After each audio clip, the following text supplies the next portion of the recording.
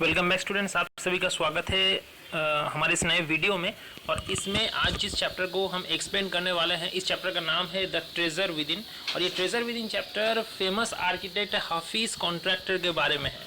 ठीक है, तो ये हर किसी बच्चे के लिए, हर किसी स्टूडेंट के लिए ये जानना बहुत इंपॉर्टेंट है, क्योंकि आपके लाइफ में ये बहुत बड़ा इंस्पिरेशन का काम करेगी। ठीक है, तो आप पहले हम जान लेते कि हम क्या पढ़ने जा रहे हैं और हम इसको क्यों पढ़ रहे हैं, उसके बाद हम आगे बढ़ेंगे। Before you read, every child is a potential achiever. देखो, पोटेंशियल मतलब पोटेंशियल आपके अंदर में जो शक्ति रहती है, ठीक है, उसको हम पोटेंशियल बोलते हैं। पोटेंशियल अचीवर मतलब होता है कि हर बच्चे के अंदर में शक्ति है, कुछ खूबी है। ठीक है, and is different from other children in his or her style of learning and area of interest. और एक बच्चा दूसरे बच्चे का सेम नहीं हो सकता, उससे वो ज़रूर कोई अलग विचार रखता होगा, अलग ख्याल रखता होगा, उसके पढ़ने का स्टाइल, सीखने का स्टाइल अलग होगा, या वो दूसरे चीज़ों में रुचि रखता होगा।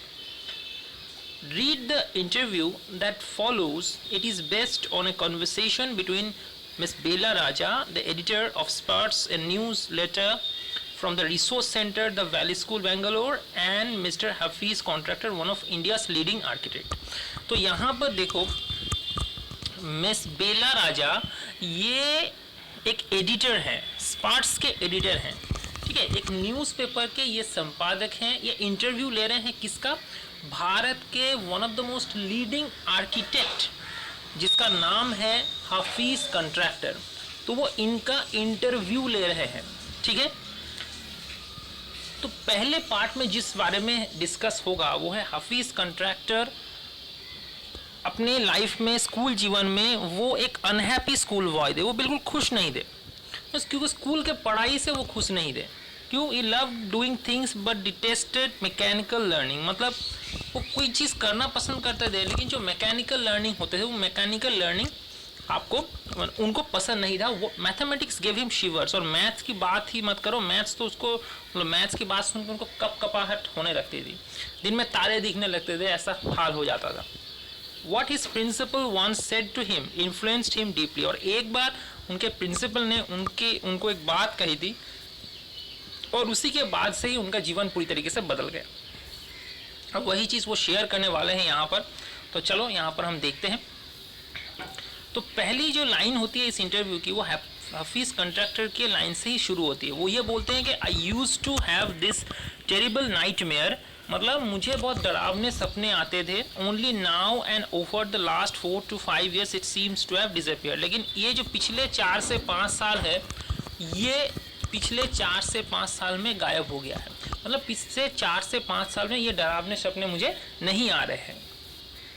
What nightmares are you talking about and why do you think it has disappeared now? तो वो रिपोर्टर, ये तो एकदम स्वाभाविक है कि वो सवाल पूछ रहे कि कौन से डरावने सपने की और बात आप कर रही हैं, और अभी वो क्यों आपको डराता नहीं। तो तब हाफिज कॉन्ट्रैक्टर बोलते हैं कि I use to get continuous nightmares about appearing for maths examination where I did not know anything. मतलब मुझे सबसे डर लगता था, मेरा ये कंटिन्यूस था, हर वक्त ये चीज़ होता था कि मैं मैथ्स एग्जामिनेशन में बैठा हुआ हूँ और मुझे मैथ्स का कुछ भी नहीं आता। Now the psyche must have gotten over it. I don't have to think about education, there is absolutely no time to get nightmares. और अब जो है, अब तो मुझे पढ़ाई नहीं करनी पड़ती, अभी मैं पढ़ाई से रिलेटेड अभी नहीं हूँ, इसके वजह से मुझे और डरावने सपने नहीं आते, वो आना बंद हो गया है। क्योंकि और तो मैथ्स एग्जाम पे बैठना नहीं पड़ेगा, तो फिर वो डरावने सपने और नहीं आते। तो नाइटमेयर क्या होता है? हॉन्टिंग फियर, फ्राइटनिंग ड्रीम, एक डरावना सपना। और साइकी होता है माइंड और मेंटालिटी। तो उस समय बेला राजा ये पूछते हैं, वो रिपोर्टर ये पूछते हैं कि tell us something about your earliest memories in school. आपकी जो स्कूल जीवन का जो मेमोरी है उसके बारे में हमें बताइए। तो हाफिज कॉन्ट्रैक्टर बोलते हैं कि in the first and second year I was a good student. First और सेकेंड ईयर में मैं अच्छा स्टूडेंट था। After I reach the third standard, लेकिन जब मैं थर्ड स्टैंडर्ड में पहुंचा, I simply lost interest and I had never study. मतलब मेरा इंटरेस्ट खो गया पढ़ाई से, और उसके बाद मैंने पढ़ाई ही नहीं की। I use to be interested in games. उसकी जगह मुझे गेम्स पे इंटरेस्ट था। मुझे रनिंग अराउंड, दौड़ना, खेलना, प्लेइंग जोक्स, जोक्स करना एंड प्रैंक्स ऑन अदर्स, और दूसरे के ऊपर प्रैंक करना, मजा करना।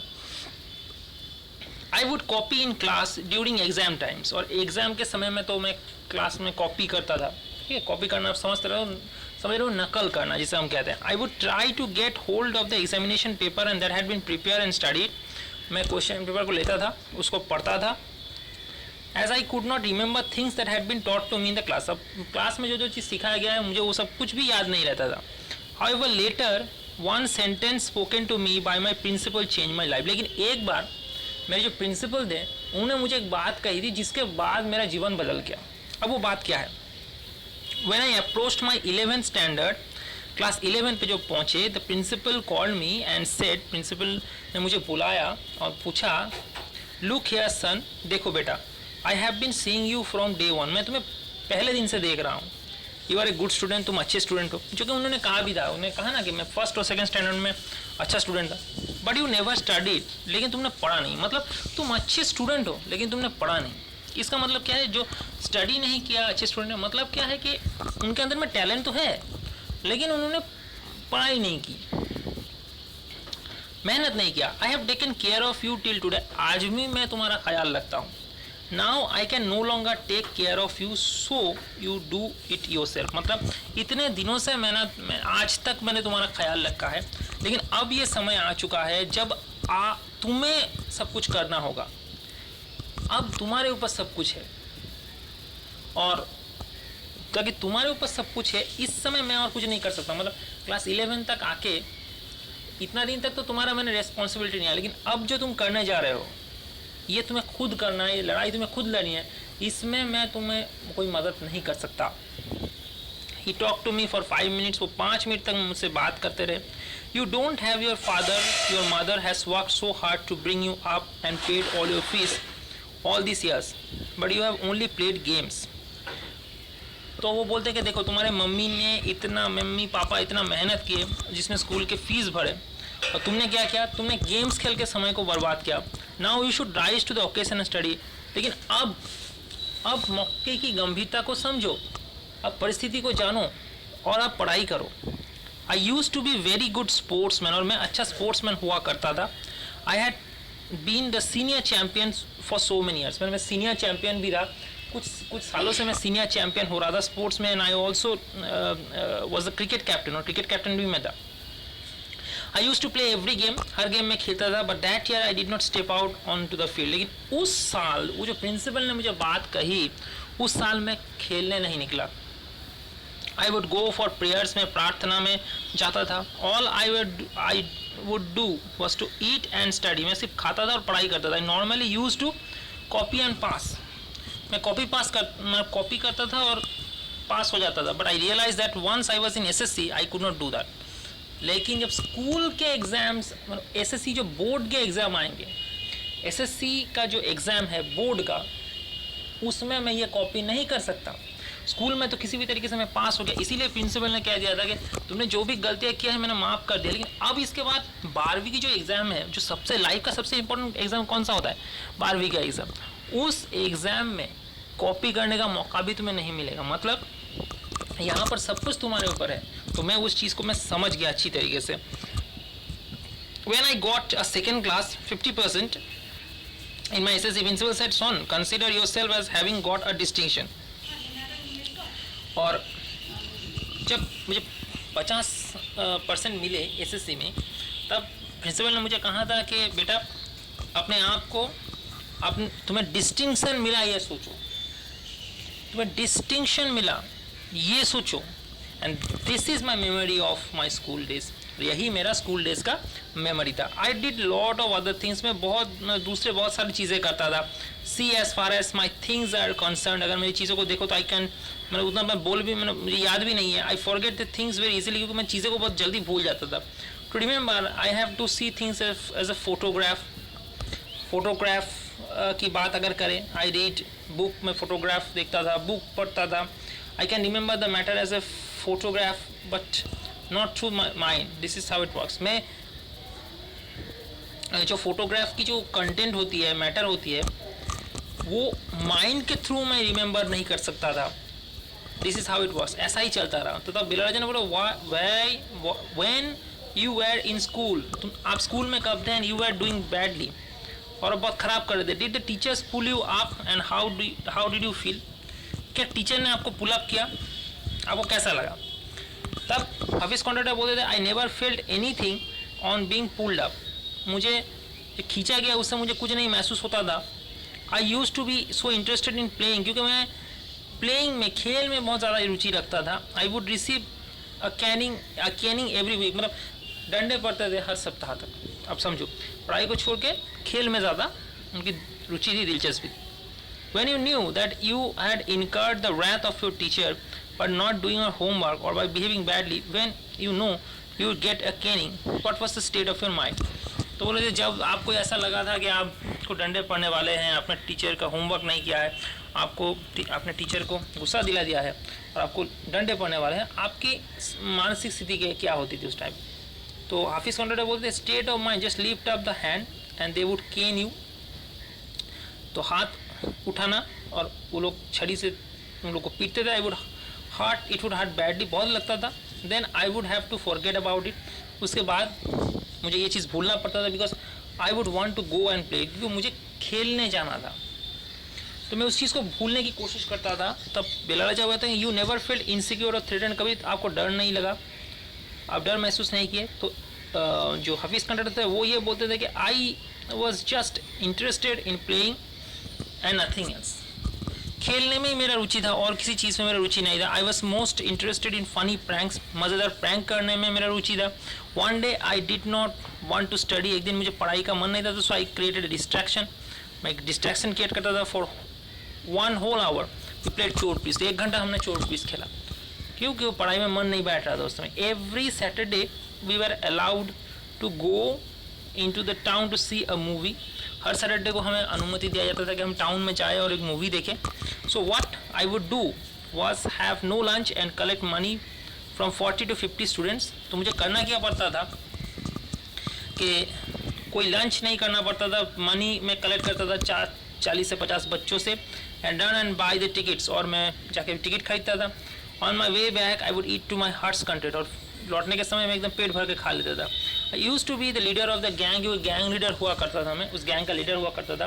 We would have gang fights and plan strategies, these things use to interest me more than my academics, मतलब गैंग, ऐसे गैंग लड़ाई, एक स्कूल के एक बच्चों का गैंग के साथ दूसरे बच्चों का गैंग, इसे गैंग लड़ाई कहते हैं, हम गैंग वॉर कहते हैं। और उसके बाद यही चीज़ में मेरा इंटरेस्ट है, पढ़ाई से ज़्यादा इन सब चीज़ों में मेरा इंटरेस्ट ज़्यादा था।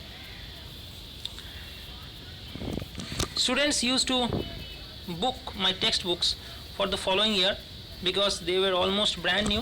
I probably opened them one day before exam. ये बहुत अच्छी बात है। ये वो कह रहे हैं कि उनका, वो तो पढ़ाई नहीं करते थे, तो उनका जो किताब है वो नया के नया ही रहता था, तो बच्चे बुक करके लगते थे कि अगले साल में वो किताब उनको चाहिए, क्योंकि मेरा वाला ही सबसे अच्छा था, मैं तो पढ़ाई नहीं करता था, बुक पुराना ही नहीं होता था, बुक नया रहता था, तो उन लोगों को मेरा बुक चाहिए था।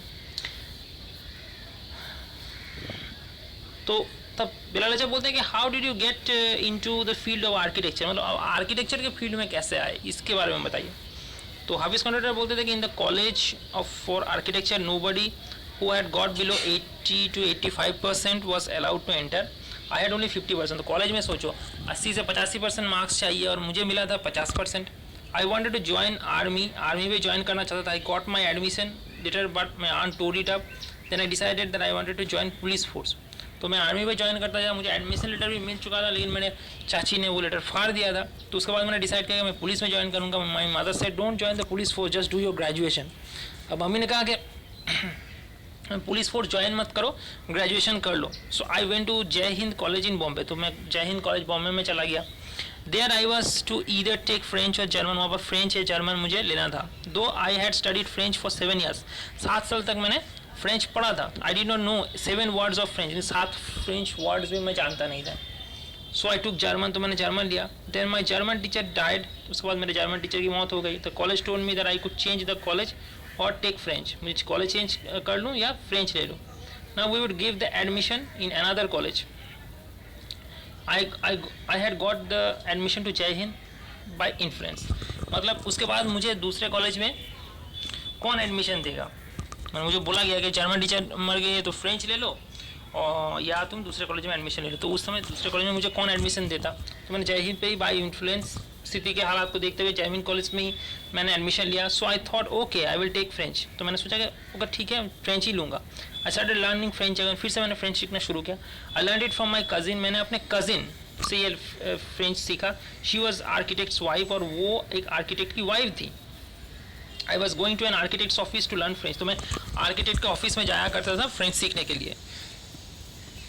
तो बेलवाई जब पूछते हैं कि was it when that you decided you wanted to do architecture, ये क्या उसी समय की बात है जब आप आर्किटेक्चर, इस समय आपने ठान लिया गया आप आर्किटेक्चर पढ़ाई करोगे? तब हाफिज कंट्रैक्टर ने कहा कि actually it all happened quite by chance. ये सब कुछ मतलब बाई चांस हुआ था। In the architects office I saw somebody drawing a window detail. A window detail is a very advance drawing. मतलब एक आर्किटेक्ट का ऑफिस में देख रहा था कोई विंडो का डिटेल ड्रॉ कर रहा है और ये बहुत एडवांस ड्राइंग होता है। तो I told him that the drawing was wrong. तो मैंने कह दिया वहाँ पर जाकर कि ये जो ड्राइंग आप कर रहे हो ये ड्राइंग गलत है। The window he had drawn would not open. जिस विंडो को उसने ड्रॉ किया है वो खुलेगा नहीं, क्योंकि वो ड्राइंग में बहुत अच्छे थे ऑफिस कॉन्ट्रैक्टर। तो he then had a bet with me and later he found that indeed. तो उसने मुझे मेरे साथ बाजी लगाई और आखिरकार जब मैंने कर दिया तो उसने देखा कि हाँ बिल्कुल सच है, वो गलती था। Design his drawing was wrong, उनकी ड्राइंग रॉन्ग थी। तो my cousin's husband was surprise, और मेरे कजिन के हस्बैंड बहुत सरप्राइज हो गए। And he asked me to draw a few specific things which I immediately did. और उन्होंने मुझे कुछ चीज़ें ड्रॉ करने के लिए दिया और मैंने तुरंत उसको ड्रॉ कर दिया। ये asked me to design a house and I design the house. तो उन्होंने मुझे हाउस डिज़ाइन करने के लिए बोला और मैंने हाउस को डिज़ाइन किया। After that he told me to drop everything and join architecture. तो तब उसके बाद उन्होंने मुझे कहा, मेरे कजिन के हस्बैंड में, कि तुम सब कुछ छोड़ दो और आर्किटेक्चर ज्वाइन करो। We went to meet the principal of the college. तब हम कॉलेज के प्रिंसिपल के साथ मीट करने गए। The principal warned me that I will allow you to take part in the entrance exams, but if you do not do well I will not allow you to join.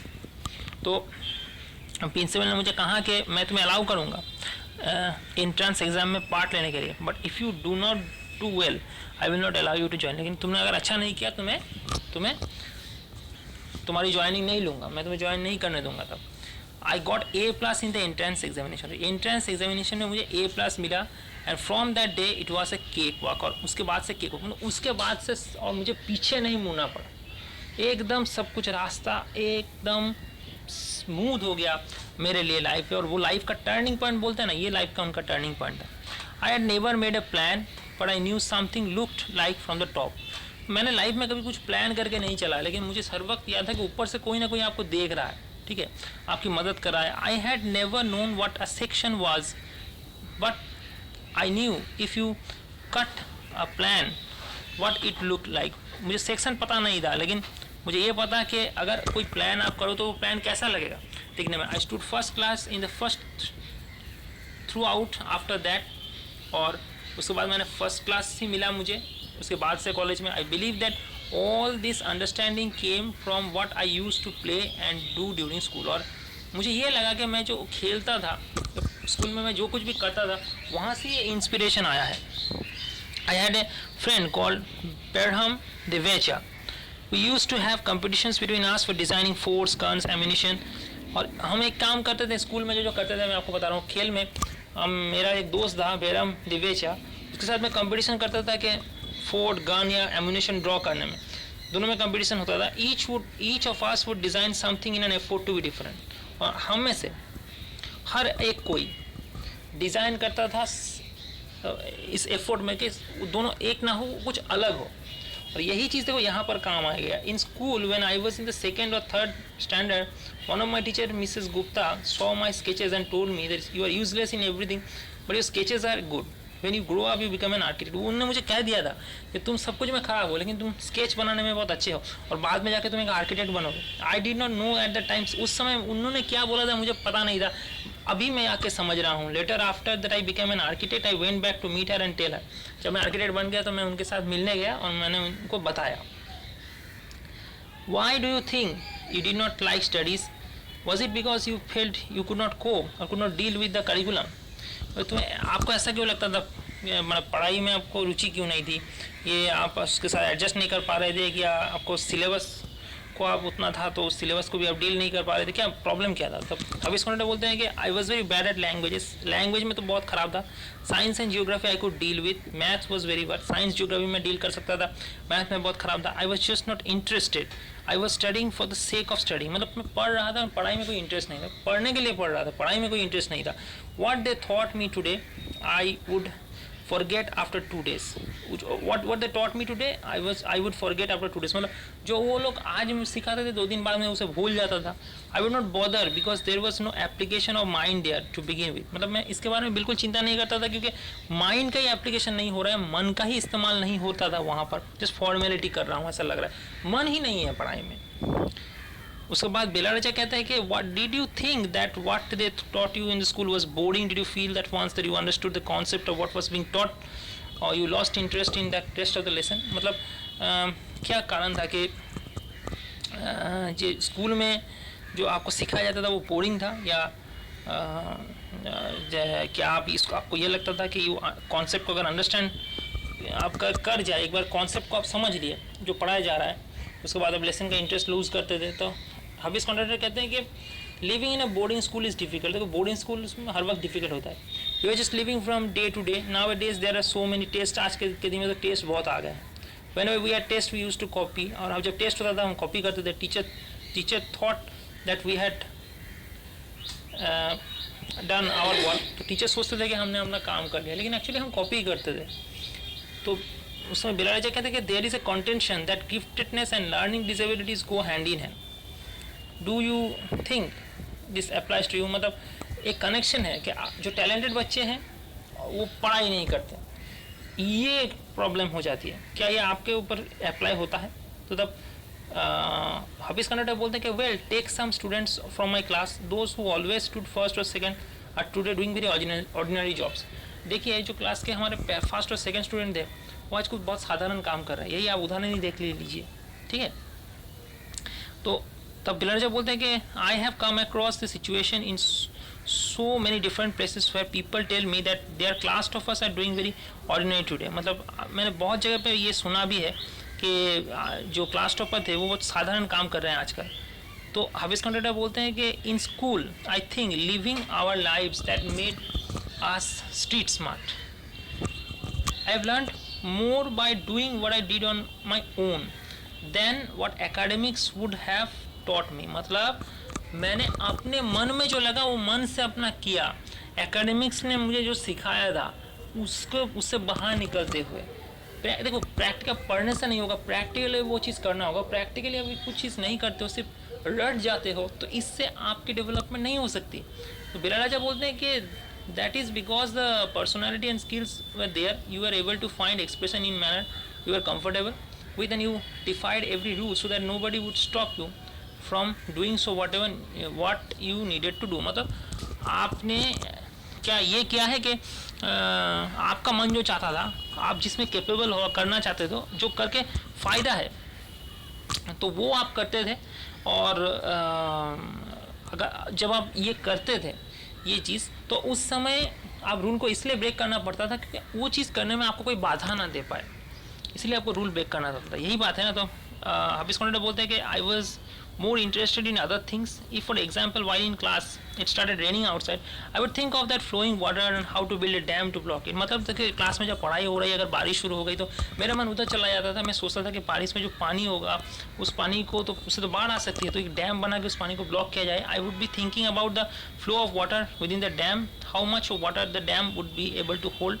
और मैं उस कितना dam बनेगा बड़ा और कितने पानी वो होल्ड कर पाएगा, that was my interest for the day. उस दिन मेरा इंटरेस्ट वो रहता था। तो when students lost a button while playing or fighting, they would come running to me and I would cut a button for them from chalk using a blade. तो जब students का बटन खो जाता था तो मेरे पास दौड़ के आते थे, तो मैं क्या करता था, चॉक से बटन काट देता था, बटन बना देता था उनके लिए। Discipline in the school was very important, so no student could afford to have a button missing. तो डिसिप्लिन स्कूल में बहुत इंपॉर्टेंट था, कोई स्टूडेंट का बटन मिसिंग हो गया तो बहुत मुश्किल हो जाता। The student would get past dinner with full neat uniform and after it did not matter. Student जो थे वो would get past dinner with full neat uniform होना चाहिए था, और उसके बाद ये मैटर नहीं करता। Coming to the present, how do you decide as what kind of structure you want to have a client? वर्तमान काल में आके आप कैसे डिसाइड करते हो कि किस तरीके का structure you want to give a client, आप क्लाइंट को किस तरीके का स्ट्रक्चर देना चाहते हो? तब हाफिज कॉन्ट्रैक्टर बोलते हैं कि I look at the clients face, इस क्लॉथ्स में क्लाइंट के फेस को देखता था, उसके क्लॉथ को, कपड़े को देखता था, द वे ही टॉक्स, जिस तरीके से वो बात करता था, the way he eats, I would know what his taste would be like, तो मैं उससे ही पता चल जाता कि इसका टेस्ट क्या होगा. I can relate to people in a way that would be comfortable, और मैं उस पीपल से, लोगों से इस तरीके से मिलना चाहता था कि लोग मुझसे कंफर्टेबल हो पाए. Sketch very spontaneously on a paper on that spot, and that paper I give it to my people in the office. So spontaneously मैंने पेपर में स्केच करता था और मैं ऑफिस में लोगों को दे देता था. ये यू डू इट इंस्टेंटिवली, अपने मन में इच्छा आता था, ऐसे ही आप करते थे, नेचुरली करते थे कि आर्टिफिशियली करते थे. तो ऑफिस कॉन्ट्रैक्टर बोलते हैं कि कॉल इट इंस्टिंक्ट, आप इंस्टिंक्ट बोल सकते हो, एरिथमेटिक बोल सकते हो, whatever it comes to me like mathematics, putting design, construction, psychology, sociology together, making a sketch from all that it is mathematics. Mathematics क्या है? Mathematics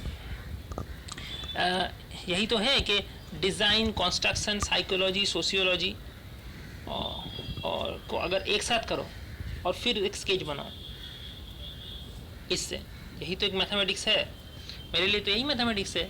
Here we almost come to a full circle when Mr. Contractor had derived his own interpretation of mathematics and taking it from a subject he hated to a subject now he loves dealing with. मतलब मुझे, हम लोगों को सबसे अच्छा लगा, reporter ही बोलेंगे सबसे अच्छा लगा कि उन लोगों ने, मैं हाफिज कॉन्ट्रैक्टर ने जो सब्जेक्ट उनको पसंद नहीं था, वो पसंद नहीं करते थे मैथमेटिक्स को, उसी सब्जेक्ट का रेफरेंस करते हुए उन्होंने अपना जो डेफिनेशन दिया, अपना इंटरप्रिटेशन दिया मैथमेटिक्स को. और ये जो सब्जेक्ट को, जो सब्जेक्ट को वो हेट करते थे, उनसे वो उन सब्जेक्ट पे इसको लेके आए जिसको आप वो पसंद करते हैं. अपने पसंद के सब्जेक्ट के साथ अपने हेट के सब्जेक्ट को यहीं पर मिला दिया उन्होंने. ये हमें सबसे अच्छा लगा. तो ये यहीं पर ही ख़त्म हो जाता है. अगर आपको समझने में कोई भी दिक्कत हो तो मुझे आप पूछ सकते हैं.